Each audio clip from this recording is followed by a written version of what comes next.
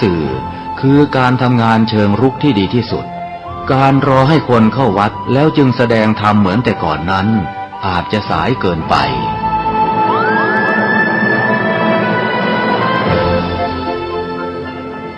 เราควรใช้สื่อนำธรรมะเข้าไปให้ถึงภายในบ้านโรงเรียนองค์กรต่างๆให้มากที่ศาสนาผ่านสื่อเพียงคนเดียวเสมือนเราเนรมิตนักเผยแผ่ได้เป็นหมื่นเป็นแสนนักเผยแผ่นั้น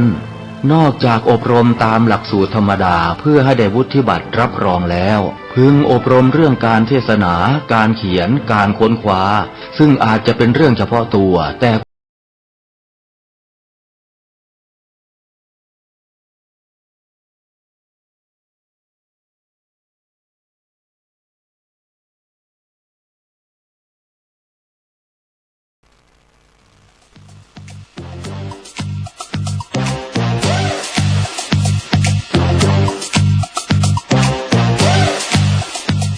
เตรียมพร้อมอีกครั้งรวมพลังไปเลือกตั้งเทศบาลสำนักงานคณะกรรมการการเลือกตั้งขอเชิญชวนพี่น้องประชาชนผู้มีสิทธิ์เลือกตั้งทุกท่านออกไปใช้สิทธิ์เลือกตั้งสมาชิกสภาเทศบาลและนายกเทศมนตรีในวันอาทิตย์ที่ 11 พฤษภาคม 2568 ตั้งแต่เวลา 8 นาฬิกาถึง 17 นาฬิกาณหน่วยเลือกตั้งที่ท่านมีชื่ออยู่สามารถตรวจสอบรายชื่อของตนเองว่ามีสิทธิ์เลือกตั้งที่หน่วยใดได้ที่แอปพลิเคชัน Smart Vote ดาวน์โหลดได้ที่ Play Store และ App Store หรือหนังสือแจ้งเจ้าบ้านและหน้าหน่วยเลือกตั้งที่ท่านมีชื่ออยู่เลือกผู้แทนที่ดีเข้าไปแก้ปัญหาและพัฒนาท้องถิ่นของเราเตรียมบัตรประชาชนบัตรประจำตัวประชาชนที่หมดอายุก็ใช้ได้หรือหลักฐานอื่นใดของราชการหรือหน่วยงานของรัฐออกให้ที่มีรูปถ่ายและมีเลขประจำตัวประชาชนเช่นใบขับขี่หรือพาสปอร์ตเป็นต้นตรวจสอบสิทธิ์รับบัตรเลือกตั้ง2 ใบเข้าคูหากากบาทบัตรเลือกตั้งสมาชิกสภาเทศบาลกากบาทเลือกได้ไม่เกิน6หมายเลขบัตรเลือกตั้งนายกเทศมนตรีกากบาทเลือกได้เพียงหมายเลขเดียวก่อนที่จะกากบาทดูบัตรเลือกตั้งว่าเป็นบัตรเลือกตั้งประเภทใดเพื่อป้องกันบัตรเสียสร้างสรรค์ประเทศไทยพร้อมใจไปเลือกตั้ง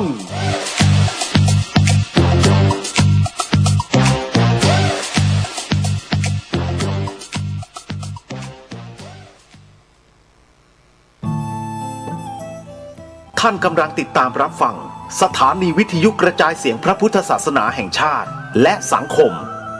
คลื่นเพื่อการศึกษาพระพุทธศาสนาและวัฒนธรรมระบบ FM 104.5 เมกะเฮิรตซ์รายการต่อไปเป็นรายการคดีโลกคดีธรรม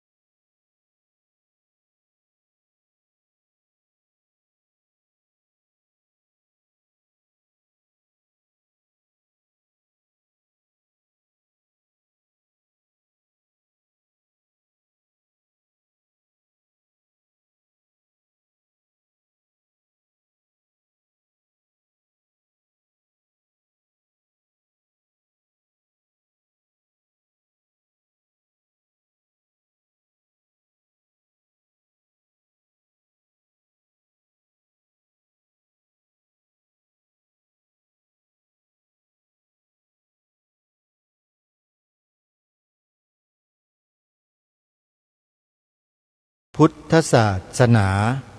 ทั่วไทยเพื่อติดตามรับฟังรายการนี้ได้ทุกวันแอปพลิเคชันดังกล่าวมีสถานีวิทยุพระพุทธศาสนารวมกันอยู่จำนวน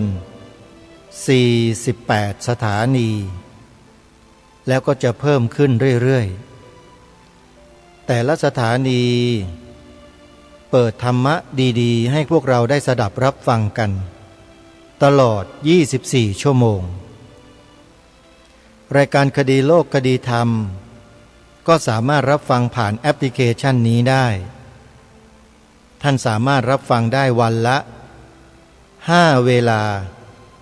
6 สถานีวิทยุเริ่มตั้งแต่9 นาฬิกาตอนเช้าช่วงหนึ่ง10 นาฬิกาตอนเช้าอีกช่วงหนึ่ง11 นาฬิกา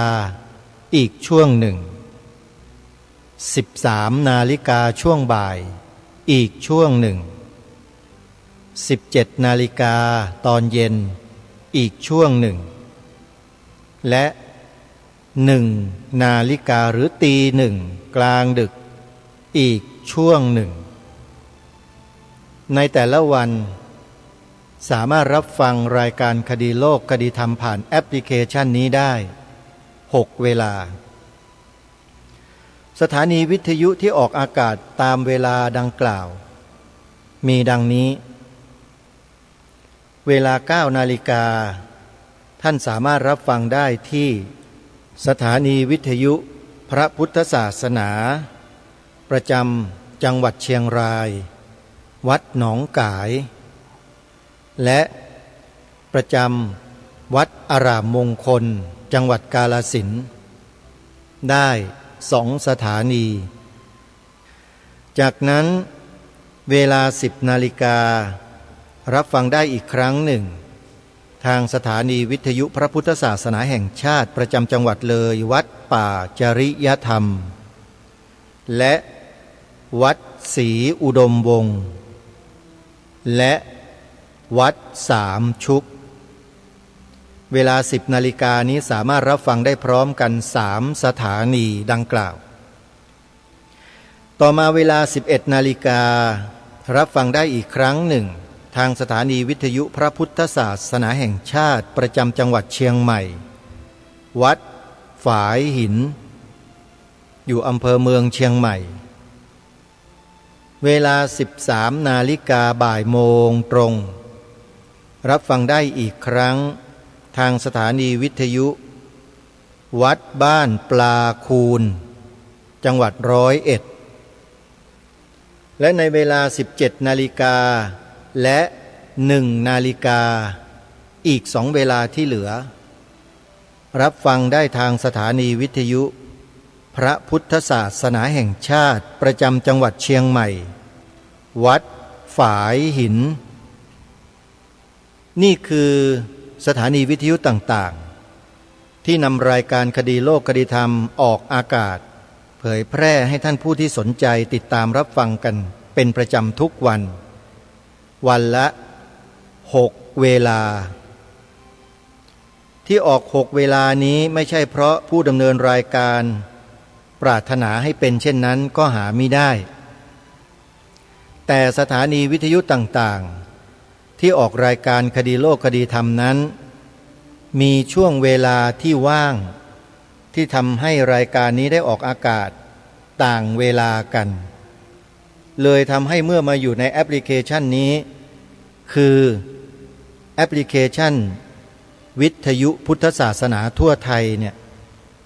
จึงทำให้สามารถติดตามรับฟังรายการนี้ทางสถานีวิทยุต่างๆได้ถึง6 เวลาท่านผู้ฟังจริงๆก็ออกสถานีละ1 เวลาส่วนมากมีสถานีวิทยุวัดฝายหินแห่งเดียว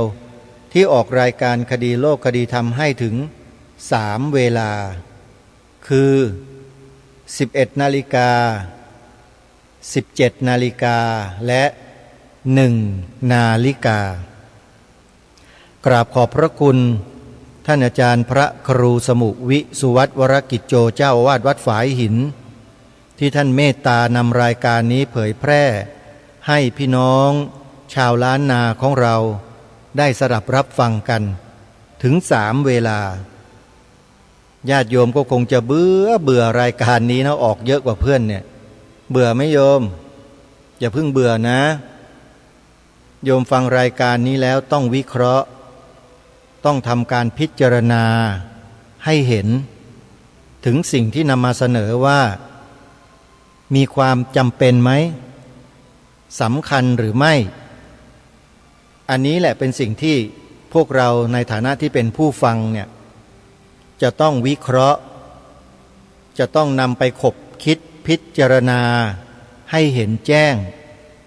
ถึงวัตถุประสงค์ของการนำเสนอเนื้อหาของรายการนี้ว่ามีวัตถุประสงค์เพื่ออะไรวัตถุประสงค์เพื่ออะไรนั้นสาธุชนหลายๆท่านทำการฟังแล้วก็วิเคราะห์แล้วก็สรุปออกมาได้เหมือนกันคือรายการนี้ปกป้องสถาบันหลักของชาติเชิดชูเทิดทูนสถาบันหลักของชาติด้วยหัวใจที่บริสุทธิ์เพราะเห็นอย่างประจักษ์แจ้งว่าสถาบันของชาติไทยเรานั้นถูกบ่อนแซะทำลายมาโดยตลอดในทุกยุคทุกสมัยและที่ผ่านมาในอดีตที่3 สถาบันหลักของชาติเราไม่เพรี่ยงพล้ำให้กับฝ่ายตรงข้ามก็เพราะมีคนไทยที่ทำหน้าที่ปกป้องรักษาคุ้มครองดูแลสืบสารรักษาต่อยอดไม่ละทิ้งหน้าที่ก็เลยทำให้3 สถาบันหลักนี้ยังคงมั่นอยู่บนผืนแผ่นดินไทยของเรามาจนถึงวันนี้ได้ให้พวกเราได้ภาคภูมิใจกันสำนึกในพระมหากรุณาธิคุณก็ดีสำนึกในบุญคุณของบรรพชนบรรพบุรุษของเราก็ดีสำนึกในผู้มีพระคุณต่อเราพวกเราก็ดีเป็นสิ่งที่เราจะต้องสร้างให้เกิดมีขึ้นในมโนสำนึกของจิตใจคนเราทุกคนโดยเฉพาะคนไทยลูกหลานไทยของเรารายการนี้จึงบอกกับท่านผู้ฟังมาตลอดว่าเป็นรายการสร้างจิตสำนึกให้คนไทยของเราเพราะเดี๋ยวนี้คนไทยเราส่วนมากไม่มีสำนึกกันแล้วในเรื่องพวกนี้ดูได้จากการฟังรายการคดีโลกคดีธรรมที่พูดเรื่องนี้แล้วผู้ฟังบางท่านเบือนหน้าหนีไม่ฟังบางทีก็พูดออกมาด้วยวาจาว่าเบื่อเซ็งพูดแต่เรื่องเก่าๆพูดแต่เรื่องเดิมๆประเภทนี้ก็มีท่านผู้ฟังอีกประเภทหนึ่งก็หนักกว่าก็คือนอกจากไม่ฟังแล้วยังแถมจะมาด่ามาว่ามาส่อเสียดมาทำลายให้รายการนี้เป็นที่น่ารังเกียจเป็นที่น่าไม่ชื่นชมเป็นที่น่าวิตกกังวลของผู้คนโดยการส่อเสียดพูดเพื่อให้เกิดความเข้าใจผิดต่อรายการก็มีเหมือนกันนะคนประเภทนี้ก็มีอยู่ในสังคมไทยเรานี่แหละส่วนจะเป็นใครนั้นคนที่คิดอย่างนั้นนะรู้เองไม่มีใครเขารู้พวกคุณหรอกแต่ทุกคนมองแล้วพิจารณาแล้วดูแล้วมีความเข้าใจเหมือนกันเพราะเป็นเรื่องธรรมดาเป็นเรื่องปกติท่านผู้ฟังอยู่ในโลก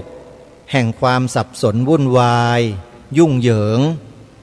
มันก็จะมีปัญหาเหล่านี้ไม่จบไม่สิ้นและปัญหาเหล่านี้เราไม่สามารถจะแก้ได้เพราะมันเป็นเรื่องของทิฏฐิคือความคิดความเห็นที่แตกต่างกันญาติโยมสาธุชนเชื่อหรือไม่ว่าพระสัมมาสัมพุทธเจ้าทุกพระองค์ที่อุบัติมาในโลกของเราเนี่ยไม่สามารถที่จะทรงเอาชนะทิฏฐิของคนเหล่านั้นได้ ถ้าเป็นในยุคของพระสมณโคดมพระสัมมาสัมพุทธเจ้าของพวกเรานี้ก็คือครูทั้ง6เคยคิดเคยวิเคราะห์กันบ้างไหมว่าทำไมสมเด็จพระสัมมาสัมพุทธเจ้าจึงทรงโปรดพวกครูทั้ง6ไม่ได้เพราะอะไรก็เพราะโปรดไม่ได้ยังไงพระองค์ก็เลยไม่โปรดพระองค์ก็ทรงปล่อยเห็นไหมฮะแต่ก็มีสาวกของครูทั้ง6ครูใดครูหนึ่งนั่นแหละกลับกลายมาเป็นอัครสาวกเบื้องซ้ายเบื้องขวาของพระสัมมาสัมพุทธเจ้าจนได้นั่นก็คือพระโมคคัลลานะพระสารีบุตรเห็นไหมเพราะฉะนั้นทิฏฐิของคนเหล่านั้นเนี่ยพระพุทธเจ้าไม่สามารถทรงเอาชนะได้และไม่ทรงคิดจะเอาชนะด้วยเพราะมันเสียเวลาเปล่าเพราะทิฏฐิคนพวกนี้มันดิ่งแล้วมันดึงไม่ได้ดึงไม่กลับมีแต่จะขาดอย่างเดียวพระพุทธเจ้าก็ทรงปล่อยเท่านั้นพระองค์ก็ทรงโปรดเฉพาะคนที่โปรดได้ก็เลยได้อัครสาวกเบื้องซ้ายขวาเมื่อครั้งที่ยังเป็นอุปติสสะปริภาชกโกลิตะปริภาชกซึ่งมีอาจารย์ชื่อสัญชัยอาจารย์สัญชัยเวรัตบุตร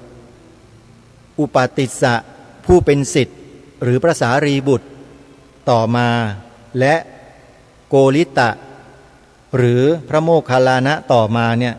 เป็นศิษย์ของอาจารย์สัญชัยท่านนี้เป็นหนึ่งในครูทั้ง6นะอาจารย์สัญชัยเนี่ยเป็นทิฏฐิดิ่งมิจฉาทิฏฐิแบบดึงไม่กลับพวกนี้เขาไม่ยอมกลับพระพุทธเจ้าโปรดพระสารีบุตรกับพระโมคคัลลานะสำเร็จเป็นพระโสดาบันแล้ว2ท่านนี้ก็ให้นึกถึงบุญคุณของครูบาอาจารย์ของตนเองคืออาจารย์สัญชัยเวรัตบุตรก็เดินทางไปหาอาจารย์ของตนแล้วก็ชักชวนอาจารย์ให้ไปฟังสดับพระธรรมคำสอนของพระสัมมาสัมพุทธเจ้าแล้วอาจารย์ก็จะได้เข้าใจในธรรมนั้นปรากฏว่าอาจารย์สัญชัยตอบกลับพระสารีบุตรกับโมคคัลลานะไปบอกว่าฉันไม่ไปหรอกให้เธอคนฉลาดอย่างพวกเธอเนี่ยไปหาพระสมณโคดมส่วนฉันจะนำเอาคนโง่มาหาฉันจะรับแต่คนโง่อาจารย์สัญชัยก็เลยไม่ได้ไปเข้าเฝ้าพระสัมมาสัมพุทธเจ้าและพระสัมมาสัมพุทธเจ้าก็ไม่เสด็จมาโปรดอาจารย์สัญชัยเวรัตบุตรด้วยโปรดไม่ได้โยมเห็นไหมฮะแม้แต่พระสัมมาสัมพุทธเจ้าก็ทรงโปรดไม่ได้จะนับประสาอะไรกับคนในยุคปัจจุบันนี้เล่าญาติโยมอย่างอาตมาภาพจะไปโปรดคนที่เขาไม่เห็นด้วยกับอาตมาภาพในรายการเนี่ยโปรดแล้วมันเสียเวลาไหมเล่าก็ปล่อยสิฮะเดินตามรอยพระพุทธบาทของพระสัมมาสัมพุทธเจ้าของเรานี่แหละโปรดได้เฉพาะคนที่โปรดเท่านั้นโยมคนที่ฟังแล้วเข้าใจรู้เรื่องเท่านั้นแหละฟังไม่เข้าใจและรู้เรื่องกันทุกคนหรอกนะฮะเพราะฉะนั้นอย่าไปหวังที่จะได้ใครมาเข้าใจในสิ่งที่เราพูดสิ่งที่เรากล่าวสิ่งที่เราทำทั้งหมดมันเป็นไปไม่ได้เพราะความคิดเห็นของคนเรามันแตกต่างกันจึงปรารภในเบื้องต้นนี้ว่าการที่รายการคดีโลกคดีธรรมได้รับความเมตตานุเคราะห์จากท่านผู้อำนวยการสถานีวิทยุพระพุทธศาสนาแห่งชาติคลื่นต่างๆท่านเมตตานำรายการไปออกอากาศในผังรายการของท่านอยู่ทุกวันนี้เนี่ยนั่นหมายความว่าครูบาอาจารย์เหล่านั้นท่านเข้าใจท่านเห็นท่านทราบจึงเปิดโอกาสให้ผู้ดำเนินรายการตัวเล็กๆอย่างอาตมาเนี่ยได้มาทำหน้าที่อยู่ตรงนี้ต้องขอกราบขอบพระคุณครูบาอาจารย์ทุกรูปเหล่านั้นเป็นอย่างยิ่งที่ได้ให้โอกาสผมได้ทำหน้าที่ในหน้าที่ที่ผมรักหน้าที่ที่ผมทำมาโดยตลอดนั่นก็คือสร้างจิตสำนึกให้กับผู้คนในสังคมโดยใช้หลักของบ้านเมืองมาเป็นเครื่องกระตุ้นเตือน ให้พวกเราได้รู้สำนึกเกี่ยวกับเรื่องสถาบันหลักของชาติไทยของเราพูดถึงสถาบันหลักของชาติไทยของเราเนี่ยพวกเราเนี่ยคนไทยเกือบทั้งประเทศเนี่ยก็สเปะสปะเราก็ยังคงพูดผิดกันมาโดยตลอดผิดฮะที่ถูกเนี่ยต้องบอกถึงสถานะ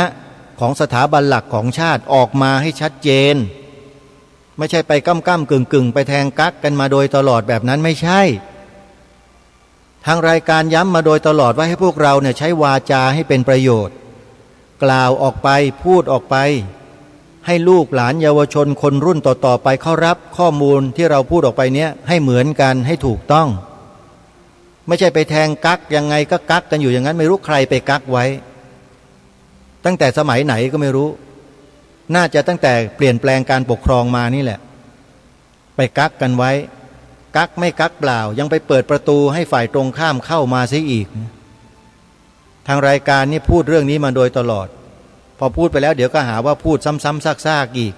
ขนาดพูดซ้ำๆซากๆพวกเรายังไม่ช่วยกันเลยจริงไหมฮะยังไม่ช่วยกันพูดกันกล่าวในสิ่งที่ถูกต้องกันเลย3สถาบันหลักของชาติมีอะไรบ้างให้ทุกท่านตอบสิตอบอยู่กับตัวเองนั่นแหละโยมแม่จันทิพย์โยมแม่ฟองจันทร์โยมแม่ศรีนวลแล้วก็ญาติธรรมของโยมแม่ทั้ง3ที่เป็นสหายธรรมกันเป็นญาติธรรมกันเนี่ยและญาติโยมที่ฟังรายการคดีโลกคดีธรรมเนี่ยนะโยมลองตอบออกมาด้วยวาจาเปล่งออกมาดังๆเลยว่าสถาบันหลักของชาติไทยเราเนี่ยคือสถาบันอะไรบ้างโยมตอบ1 2 3เชื่อไหมยังมีคนตอบผิดยังไม่สมบูรณ์อีกหลายคนเลยแล้วจะไม่ให้รายการนี้มาย้ำเรื่องเหล่านี้ได้ยังไงถูกไหมฮะท่านอาจารย์พระครูสมุวิสุวัตรของผมขนาดผมพูดอยู่มาเป็น10 ปีแล้วทุกคนหรือหลายๆท่านหลายๆคนทั้งพระทั้งโยมทั้งเนนทั้งเถรทั้งชีนี่แหละก็ยังไม่ได้กล่าวให้ถูกต้องเหมือนกับที่รายการนี้กล่าวเลย3สถาบันหลักของชาติไทยเนี่ย1สถาบันชาติแน่นอนก็คือชาติไทยนั่นแหละจะไปเอาชาติเขมรมาใส่ได้ไหมไม่ได้คำว่าชาติคำเดียวรู้ใช่ไหม2สถาบันอันนี้แหละอันที่2นี่แหละที่มีปัญหาอยู่ทุกวันเนี่ยที่พูดกันไม่ครบไปตัดทิ้งหมดเลยพอไปตัดทิ้งฝ่ายตรงข้ามก็ได้ทีสิฉวยโอกาสเอาอะไรมาใส่ก็ไม่รู้เอาเขมรมาใส่เอาอะไรมาใส่เต็มไปหมดไม่ได้เหมือนกันสถาบันศาสนาเนี่ยจะต้องระบุให้ชัดพูดออกไปให้ชัดให้ลูกหลานพูดให้ชัดว่าสถาบันหลักของชาติสถาบันที่2คือสถาบันพระพุทธศาสนามีใครพูดเต็มมั่งที่ตอบไปเมื่อกี้เนี่ยที่ให้คำตอบมีใครพูดแบบนี้มั่งสถาบันพระพุทธศาสนามีแต่พูดว่าสถาบันศาสนาอย่างเดียวใช่ไหมซื่อสัตย์ต่อตัวเองนะโยมอาตมาเนี่ยเป็นคนที่ซื่อตรงนะเป็นคนที่ไม่คดในข้อไม่งอในกระดูกนะไม่เคยเอาเปรียบใครไม่เคยคิดทำร้ายใครด้วยมีแต่จะถูกเขาทำร้ายมาโดยตลอดเพราะทำหน้าที่แบบนี้แหละด้วยใจที่บริสุทธิ์ไม่ได้หวังสิ่งตอบแทนไม่ได้ต้องการอะไรต่างๆคือต้องการให้คนไทยมีสำนึกนี่คือสิ่งเป้าหมายสำคัญที่สุดมีสำนึกเพื่ออะไรเพื่อมาช่วยกันช่วยทำอะไรเป็นจิตอาสาเป็นจิตอาสาเพื่อปกป้องรักษาสถาบันหลักของชาติไทยไว้ให้มั่นคงตลอดไปเริ่มต้นจากการที่เราใช้วาจาเนี่ยท่องบนพูดกล่าวทำตรงนี้ก่อนฮะวจีกรรมสร้างให้เกิดขึ้นมาก่อนเพราะวจีกรรมของเราเนี่ยมันจะส่งผลไปกระทบต่อคนอื่นให้คนอื่นได้ยินสิ่งที่เราพูดแล้ววจีกรรมเราเนี่ยก็ไปเข้าหูคนอื่นเขาพอเข้าแล้วเขาก็พูดตามเราไงมีความรู้สึกเช่นเดียวกับเราเกิดขึ้นเห็นไหมครับลอยิกเป็นหลักเหตุและผลง่ายๆเป็นเหตุเป็นปัจจัยเป็นปัจจัยาการที่พระสัมมาสัมพุทธเจ้าตรัสสอนไว้คือเรื่องของปะระโตโคสะสร้างสิ่งนี้กันขึ้นมาให้ได้ อย่าให้ใครมาคิดทำลายของเรา เพราะฉะนั้นสถาบันที่หนึ่งชาติสถาบันที่สองพระพุทธศาสนาสถาบันที่สามพระมหากษัตริย์ในประเทศไทยเราไม่ต้องไปตีความว่าสถาบันชาติกับสถาบันพระมหากษัตริย์เป็นยังไงไม่ต้องไปตีแต่สิ่งที่เราจะต้องตีความแล้วขีดเส้นกำกับเอาไว้ล็อกซ้ายขวาด้วยวงเล็บห้ามไม่ให้สิ่งใดเข้ามาเจือปนก็คือสถาบันพระพุทธศาสนานี่แหละคือสถาบันหลักของชาติที่แท้จริงไม่ใช่ศาสนาอื่นนะพูดอย่างนี้เดี๋ยวหาว่ารายการนี้ไปกีดกันบ้าบอคอแตกอะไรบ้านเมืองเรามันเป็นอย่างนี้มาแต่โบราณแล้วกีดกันบ้าดิใครไปพูดว่าอาตมากีดกันคิดได้ไงโยมหรือพระคุณเจ้านะคิดกันได้ยังไงสงสัยไปเรียนสันติศึกษาสันแตกศึกษากันมามั้งก็เลยมาเป็นกันแบบนี้สิไอ้วิชาการเหล่านั้นน่ะมันไว้สำหรับพวกตะวันตกเขาเรียนกันพวกเสรีภาพเสรีนิยมเขาเรียนกันเราเนี่ยยิ่งกว่าเสรีนิยมอีกของเรานี่คืออิสระภาพศาสนาพุทธนี่คือศาสนาแห่งอิสระภาพนะครับไม่ใช่เสรีภาพนะเสรีภาพคือใครก็ได้คิดยังไงก็ได้พูดยังไงก็ได้ไม่ใช่ครับเสรีภาพนั้นเป็นลัทธิของตะวันตกเขามาจากไหนไม่รู้บ้านเมืองเรานี่คืออิสระภาพครับภายใต้หลักธรรมคำสอนของพระสัมมาสัมพุทธเจ้าจิตเราเป็นอิสระภาพครับไม่ขึ้นอยู่กับใครครับอัตตาหิอัตโนนาโถโกหินาโถปโรสิยาอัตนาหิสุทันเตนะละนาถังละพติทุลลพังครับพระสัมมาสัมพุทธเจ้าตรัสไว้ชัดเจนตนแลเป็นที่พึ่งของตนคนอื่นใครเล่าจะเป็นที่พึ่งได้เมื่อคนมีตนฝึกฝนดีแล้วย่อมได้ที่พึ่งที่ได้โดยยากนี่ไงครับอิสระภาพครับไม่ใช่เสรีภาพครับไม่ใช่เสรีนิยมครับบ้านเมืองเราไม่ใช่เสรีภาพและไม่ใช่เสรีนิยมเราไปนำเข้ามาจากต่างชาติต่างศาสนาต่างลัทธิแล้วก็หลงละเมอเพ้อพกกันว่าโอ้ยดีเลิศประเสริฐศรีกันอยู่นั่นแหละทิ้งของบรรพชนตัวเองหมดเลยไม่มีคำว่าพระพุทธศาสนาอยู่ในหัวใจอย่างแท้จริงเวลากล่าวสถาบันหลักของชาติ3สถาบันทิ้งพระพุทธศาสนากันไปเลยเห็นไหมครับไม่นำมากล่าวให้เต็มๆนะฮะเพราะฉะนั้นนับตั้งแต่บัดนี้เป็นต้นไปกระดุมเม็ดแรกตรงนี้ใส่ให้ถูกถูกรูถูกเม็ดแล้วเม็ดต่อไป2 3 4มันจะใส่ถูกทั้งหมดกำกับไว้เลยกำหนดไว้เลยนะฮะท่านผู้ฟังทุกท่านสถาบันหลักของชาติไทยเรามี3สถาบันคือ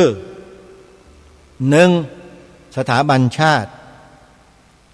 2สถาบันพระพุทธศาสนา3สถาบันพระมหากษัตริย์และพระมหากษัตริย์ไทยของเราเนี่ยทรงทศพิธราชธรรมไม่ใช่ทรงด้วยอย่างอื่นนะครับไม่ใช่กษัตริย์ต่างประเทศต่างลัทธินะครับทรงเป็นพุทธมามกะทุกพระองค์ด้วยและจะทรงเป็นพุทธมามกะเช่นนี้ต่อไปตลอดกาลชั่วกาลปวสานตราบใดที่โลกนี้ยังมีอยู่บนแผ่นดินนี้ยังมีคนอาศัยอยู่สถาบันพระมหากษัตริย์ในประเทศไทยของเราต้องเป็นพุทธมามกะเท่านั้นมีสิ่งเหล่านี้อยู่ในหัวใจของเรากันอย่างเต็มเปี่ยมกันไหมล่ะโยมแล้วจะมาว่าแต่รายการคดีโลกคดีธรรมว่าพูดซ้ำๆซากๆซ้ำๆซากๆมันอยู่ในใจท่านหรือยังย้อนกลับไปถามตัวท่านเองเถอะว่ามันเต็มเปี่ยมอย่างที่ทางรายการมีอยู่หรือยังแล้วมาว่ารายการนี้ว่าซ้ำๆซากๆเนี่ยท่านได้กล่าวเช่นนั้นหรือไม่สอนลูกหลานเยาวชนของท่านลูกของท่านหลานของท่านเหลนของท่านที่ท่านเลี้ยงดูกันอยู่ทุกวันเนี่ยท่านเคยสอนเขาให้ถูกต้องแบบนี้กันหรือยังลูกหลานเหลนสถาบันของชาติไทยเรานั้นมีคุณต่อชีวิตของพวกเราปู่ย่าตาทวดของเราจนกระทั่งถึงลูกถึงหลานนะเราต้องเทิดทูนไว้นะลูกนะก็บอกสิฮะ สถาบันทั้งสามมีอะไรบ้างลูกหนึ่งชาติสองพระพุทธศาสนานะลูกสามสถาบันพระมหากษัตริย์นะลูกนะพ่อแม่ปู่ย่าตายายจะไม่รู้จักอธิบายให้ลูกหลานเหลนโหลนตัวเองฟังก็ให้มันรู้ไปสิเรียนจบกันมาสูงปริญญากันทั้งนั้นทำงานกันดีๆเก่งๆอาตมาเนี่ยไม่ได้จบปริญญาตรีเขาเลยเพราะฉะนั้นมันไม่ได้เกี่ยวกับความรู้ระดับไหนนะครับเรื่องของจิตสำนึกเนี่ยมันแข่งกันไม่ได้นะท่านอาวุธมาเทียบกันไม่ได้นะครับจิตสำนึกเนี่ยแต่มันเกิดขึ้นด้วยจิตของเราที่มีเจตนาอันเป็นมหากุศลโสมนัสสัสหคตังญาณสัมปยุตตังอ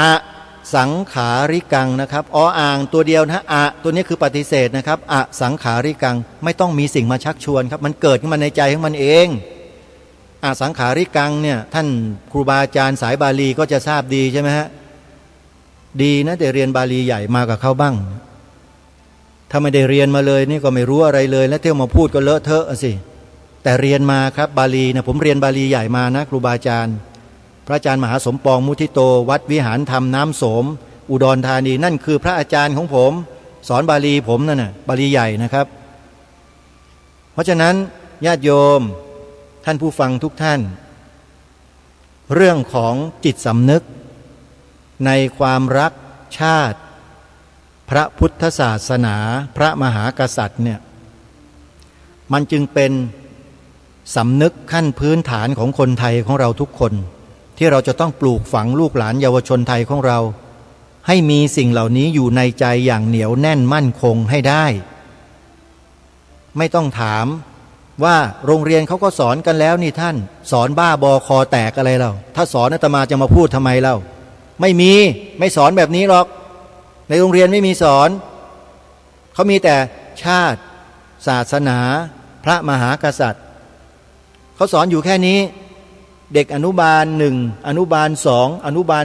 3เขาสอนว่าสถาบันหลักของชาติมี3สถาบันคือชาติศาสนาพระมหากษัตริย์อนุบาลสอนอย่างไรไปสอนปริญญาเอกก็สอนก็อยู่อย่างนั้นไม่เคยคิดที่จะนำเอารายละเอียดความจริงข้อเท็จจริงต่างๆขึ้นมาอธิบายขยายให้มันกว้างให้ชัดไม่มีปริญญาเอกก็ยังตอบแบบเด็กอนุบาลอยู่อย่างนั้นแหละชาติศาสนาพระมหากษัตริย์อยู่อย่างนี้จริงไหมจริงหรือเปล่าเนี่ยทุกท่านที่ฟังรายการอยู่เนี่ยก่อนที่รายการนี้จะมาออกอากาศท่านไม่เคยฟังรายการนี้มาก่อนท่านก็ยัง3สถาบันอย่างนี้อยู่ใช่ไหมชาติศาสนาพระมหากษัตริย์อยู่อย่างนี้ใช่ไหมฮะแต่เดี๋ยวนี้ไม่ได้แล้วไม่ต้องถามเหตุผลนะรายการนี้พูดมาเยอะแล้วว่าเดี๋ยวนี้ไม่ได้แล้ว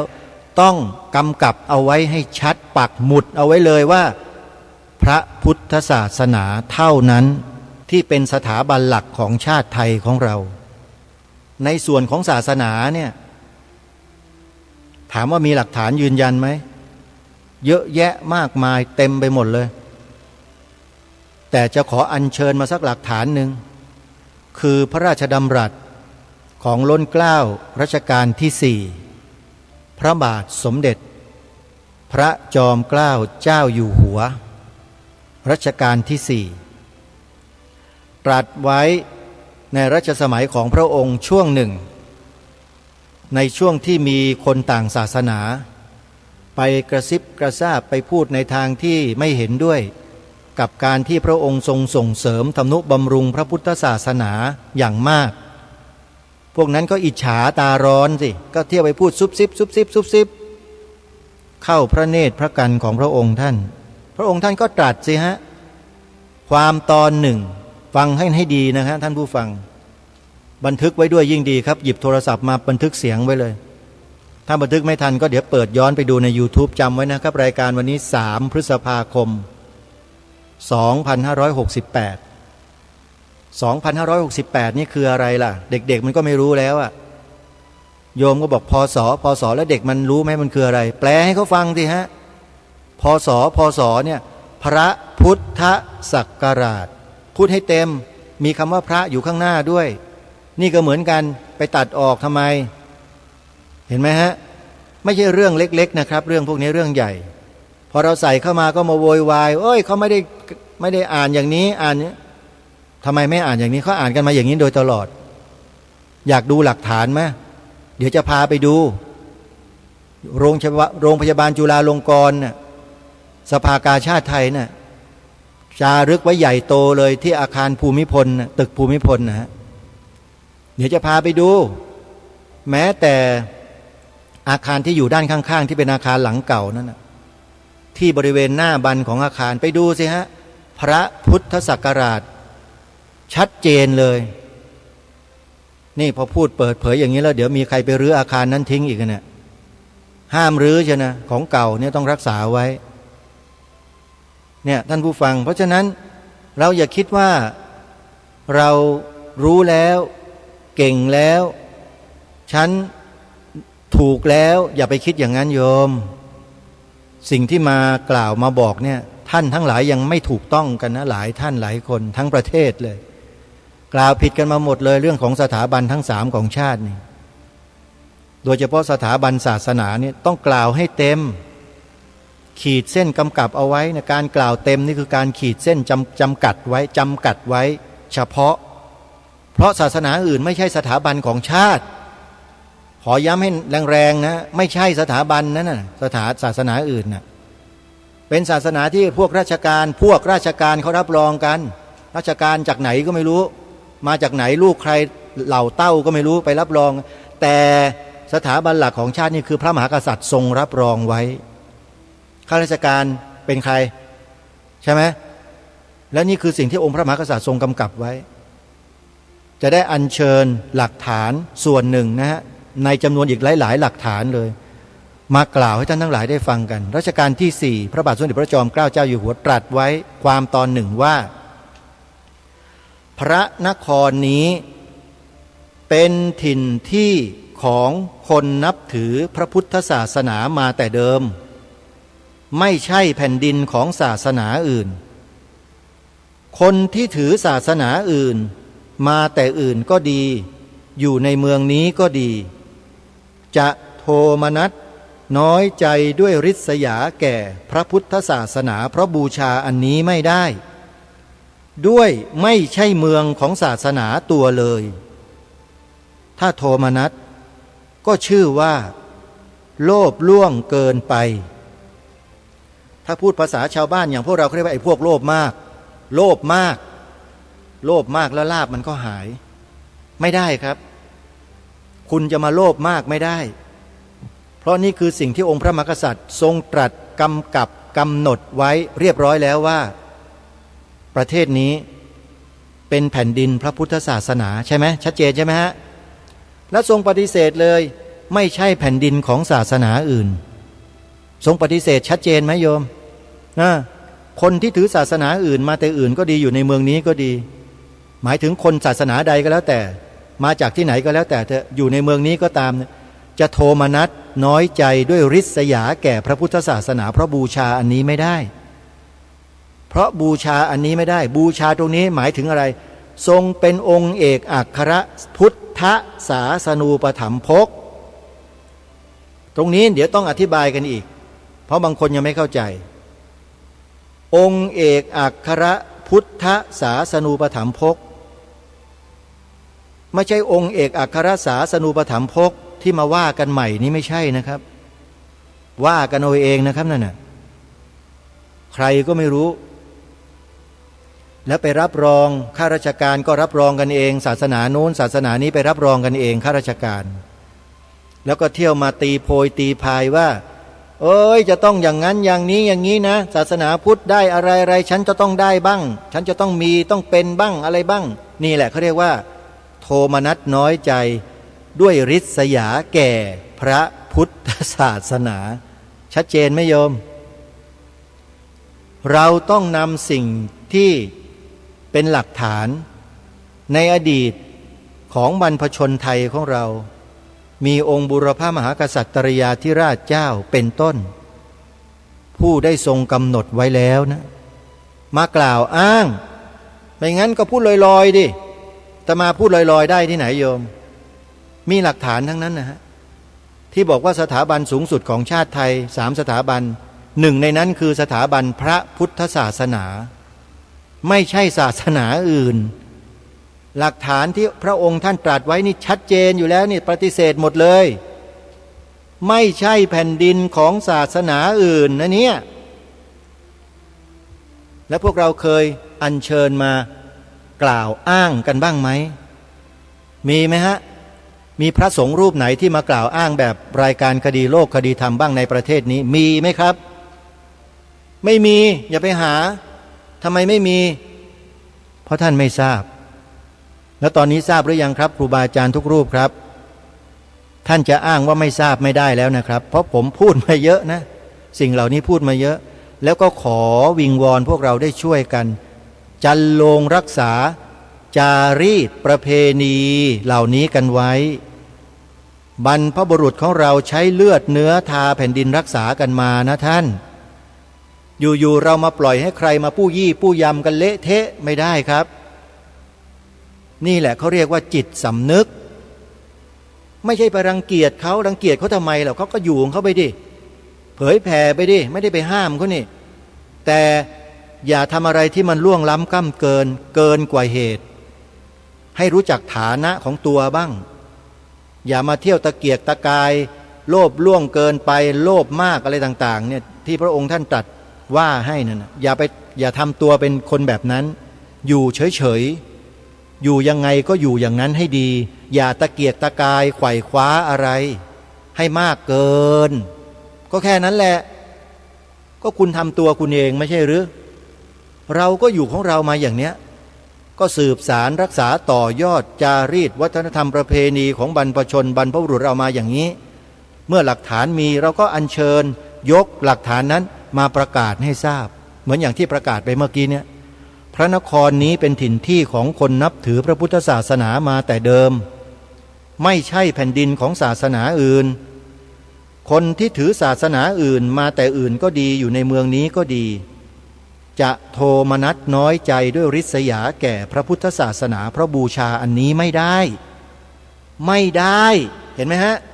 ตรัสชัดเจนห้ามเลยไม่ได้นะเพราะฉะนั้นอย่าสะใครก็ตามเถอะจะมาเทียบจะมาอยู่มาตั้งอยู่ในสถานะเดียวกันกับพระพุทธศาสนาอย่าสะเชียวมันไม่ได้มันต้องพูดแบบนี้ครับสำหรับคนโลภล่วงเกินไปพูดดีเพราะมันไม่ฟังหรอกฮะกราบขออภัยครูบาอาจารย์ด้วยนะครับขอขมาญาติโยมด้วยพูดเรื่องนี้ต้องพูดให้เข้มข้นมันถึงจะลึกลงไปในก้นบึ้งหัวใจของเราถ้าพูดเนิ่มนิ่มแล้วไม่ได้เรื่องหรอกครับของพวกนี้มันเป็นเรื่องของการสร้างจิตสำนึกมันก็ต้องใช้ลีลาท่าทางท่วงทำนองที่มันดูเข้มแข็งเข้มขลังหน่อยจะมาพูดโอ้ยมันไม่ได้หรอกโยมนะใครที่ฟังไม่ได้ก็ขอขมาขออภัยด้วยโยมทนฟังหน่อยนะเอาสาระให้ได้โยมนะอย่าทำตัวเป็นคนไร้สาระนะโยมนะหาสาระให้เจอโยมนะเพราะฉะนั้นนี่คือสิ่งที่ทางรายการย้ำมาโดยตลอดย้ำเพื่อให้พวกเรานั่นน่ะย้ำให้กับลูกหลานเยาวชนของเราต่อกันไปไม่เช่นนั้นหมดศูนย์นะครับไม่มีเหลือนะครับบอกไว้ก่อนนะครับแล้วที่มาทำอยู่อย่างเนี้ยที่รายการคดีโลกคดีธรรมต้องมาพูดอยู่อย่างเนี้ยถามว่าทำไมต้องมาทำอย่างนี้ด้วยอยู่เฉยๆไม่เป็นหรือไงก็ผมไม่ใช่ท่านนี่ครับจะต้องมานั่งเฉยๆเหมือนพวกท่านน่ะมันอยู่ไม่ได้ครับเพราะมารู้ข้อมูลหลายๆประการอย่างที่ทางรายการกล่าวพูดบอกกับท่านทั้งหลายในรายการผ่านมานักต่อนักแล้วฮะจึงอยู่ไม่ได้ครับเพราะจิตสำนึกมันมีอยู่ในหัวจิตหัวใจเนี่ยมากมายเหลือเกินไม่รู้มันมาจากไหนน่าจะมาสั่งสมมาจากอดีตชาตินั่นแหละที่ผมสั่งสมมาเช่นนี้ในชาติที่แล้วมาไม่รู้กี่ร้อยกี่พันชาติแล้วผมไม่ทราบหรอกแต่โดยอุปนิสัยที่ครูบาอาจารย์ญาติโยมสาธุชนได้ยินได้ฟังรายการคดีโลกคดีธรรมพูดในรายการเนี่ยท่านพอจะมองเห็นอุปนิสัยของผู้ดำเนินรายการคนนี้รูปนี้นะครับน่าจะมองเห็นนะโยมนะว่าอุปนิสัยใจคอเป็นยังไงจริงโจ้ไหมโยมมีแต่จริงใจใช่ไหมฮะแล้วโยมชอบคนจริงโจ้เหรอ คนหล่อๆแหละๆโลเลอย่างนั้นหรืออาตมาภาพไม่สามารถจะทำตัวให้เป็นคนเช่นนั้นได้โยมเวลาจะพูดจะกล่าวแสดงเรื่องราวเหล่านี้แล้วต้องตรงไปตรงมาชัดเจนไม่มีการแทงกั๊กไม่ต้องเกรงอกเกรงใจใครทั้งนั้นเกรงใจทำไมคนในยุคนี้ไม่ยิ่งไม่ต้องเกรงใจด้วยบุคคลที่เราควรเกรงใจก็คือบรรพบุรุษที่เสียสละเลือดเนื้อให้แก่เรานั่นแหละที่เราต้องเกรงใจท่านไม่ใช่คนยุคนี้คนยุคนี้มากินผลเฉยๆเมื่อมากินผลแล้วยังมาทำตัวกระด้างกระเดื่องกับสิ่งที่บรรพชนเราสร้างเราทำไว้ก็เป็นเรื่องสิครับมันก็อยู่กันไม่ได้สิฮะนี่คือสิ่งที่ทางรายการผู้ดำเนินรายการคือกระผมและอาตมาภาพย้ำมาโดยตลอดในการทำรายการคดีโลกคดีธรรมรายการนี้ส่วนรายการธรรมะครูบาอาจารย์ทั้งหลายทั้งประเทศนักจัดรายการทั้งประเทศเขาก็จัดรายการธรรมะกันดีอยู่แล้วครับท่านพูดดีทุกรูปเลยครับมีสาระเป็นประโยชน์มากเลยรายการอย่างคดีโลกคดีธรรมเนี่ยท่านมันมีอยู่แค่รายการเดียวนะครับแล้วถ้าหมดผมไปแล้วท่านอย่าไปหาใครมาจัดรายการแบบนี้ไม่มีหรอกครับท่านและจะหาใครที่จะมาย้ำมาเตือนท่านอยู่ซ้ำๆอย่างนี้ท่านไม่ต้องไปหาหรอกครับไม่มีหรอกครับเพราะนี่มันเป็นเรื่องของความมั่นคงของสถาบันชาติสถาบันพระพุทธศาสนาและสถาบันพระมหากษัตริย์ของเราต้องมีจิตเป็นหนึ่งเดียวกันเช่นนี้อย่ามาขัดแข้งขัดขากันอย่ามาชวนทะเลาะอย่าไปส่อเสียดให้คนมารังเกียจรายการคดีโลกคดีธรรมอย่าไปทำมันบาปโยมเพราะเจตนาของอาตมาภาพหรือกระผมเนี่ยไม่ได้มีเจตนาร้ายกับใครเลยสักนิดเดียวไม่มีเลยฮะไม่เคยไปทำร้ายทำลายไปด่าไปว่าคนศาสนาอื่นไม่มีเลยครับใครได้ยินผมไปด่าคนศาสนาอื่นไปว่าเขากล่าวหาเขามีไหมครับช่วยเอาหลักฐานมาให้ผมหน่อยผมพูดตอนไหนอ่ะมีเหรอไม่มีหรอกนะโยมที่ฟังรายการมาโดยตลอดแต่มาไม่เคยด่าใครไม่เคยว่าใครกล่าวหาก็ไม่เคยด้วยมีแต่จะหยิบยกสิ่งที่เป็นของประเทศชาติบ้านเมืองเราขึ้นมาให้เป็นหลักฐานยืนยันไว้เสร็จแล้วก็ยิงคำถามต่อคนที่อยู่ในประเทศนี้ว่าพวกท่านทั้งหลายพวกคุณทั้งหลายมีสำนึกในข้อนี้กันไหมเป็นการถามไม่ใช่กล่าวหาและสิ่งที่ยกมานี่ก็เป็นสิ่งที่สำคัญสำหรับประเทศชาติบ้านเมืองของเราทั้งนั้นก็ไม่ใช่เรื่องอะไรแล้วครับเรื่อง3 สถาบันหลักของชาติไทยเรานี่แหละเราก็ต้องช่วยกันสืบสารรักษาต่อยอดกันต่อไปไม่ใช่มาทำลายโยมจริงไหมแล้วคนที่มาคอยจ้องจะทำลายอยู่ด้วยวิธีการต่างๆนานามากมายหลากหลายเนี่ยโยมรู้เท่าทันคนพวกนี้บ้างไหมล่ะไม่เท่าทันหรอกโยมไม่เท่าทันหรอกเชื่อสิถ้ารายการนี้ไม่มาเปิดเผยไม่มาพูดไม่มาบอกไม่มีใครรู้ฮะรู้ก็เฉยๆไม่มีใครมากระตุ้นให้เกิดจิตสำนึกสูงขึ้นมาเพื่อมาร่วมกันรับผิดชอบชาติพระพุทธศาสนาและพระมหากษัตริย์ของเราตลอดชีวิตไม่ใช่ทำวันนี้วันเดียวนะครับไม่ใช่มารับจ็อบกันนะครับไม่ใช่งานนะท่านมันเป็นเรื่องชีวิตของคนไทยทุกคนเรื่องสถาบันหลักของชาติเนี่ยเป็นชีวิตเลยนะครับถ้าไม่ใช่เรื่องของชีวิตบรรพบุรุษเราจะเสียเลือดเสียเนื้อสละเลือดเนื้อเพื่อรักษาไว้มาทำไมจริงไหมท่านสละเลือดเนื้อรักษาสืบสารต่อยอดกันมานะครับไม่ใช่ทำมาเพื่อทำธุรกิจนะครับไม่มีนะฮะชาติศาสนาพระมหากษัตริย์ในประเทศไทยเราเนี่ยไม่มีธุรกิจครับแล้วคนที่มาเที่ยวกล่าวหาพระสงฆ์เราว่าทำอะไรนะพุทธพาณิชย์เนี่ยพวกนี้ก็ปากก็ไม่ค่อยจะดีเท่าไหร่พูดเลอะเทอะเปรอะเปื้อนทำให้คนอื่นเขาเข้าใจผิดนี่แหละเขาเข้าข่ายว่าส่อเสียดสร้างวจีทุจริตให้กับตนเองอยู่ตลอดแล้วทำให้คนอื่นเข้าใจผิด ด้วยวจีทุจริตแบบนั้นหาว่าเป็นพุทธพาณิชย์อย่างนู้นอย่างนี้คิดได้ไงมันเป็นเรื่องของศรัทธาของความเข้าใจของผู้คนและพระสงฆ์ที่อยู่กันมาทำกันมาเช่นนี้สืบสารรักษาต่อยอดความเป็นประเทศไทยมาโดยตลอดก็ทำกันมาแบบนี้ตลอดพอมายุคนี้สื่อสารมวลชนกว้างขวางขึ้นก็เลยอาศัยสื่อเหล่านี้เป็นปากกล่าวทุจริตกันอยู่ตลอดคนไทยที่ไม่มีความรู้ชาวพุทธที่รู้ไม่เท่าทันก็ไปหลงเชื่อก็มาทำลายกันเองเห็นไหมฮะมันเป็นสูตรสำเร็จของเขาเลยที่เขาทำแบบนี้ทางรายการเนี่ยศึกษามาหมดนะโยมศึกษาติดตามพฤติกรรมพฤติการคำพูดคำจา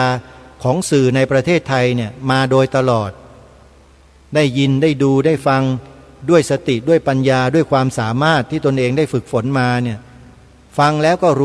รู้ทันทีแล้วอ้อพูดแบบนี้แน่นอนหวังผลแบบนี้ไม่ใช่อย่างอื่นหรอกพูดแล้วคนก็รังเกียจพระรังเกียจพระพุทธศาสนา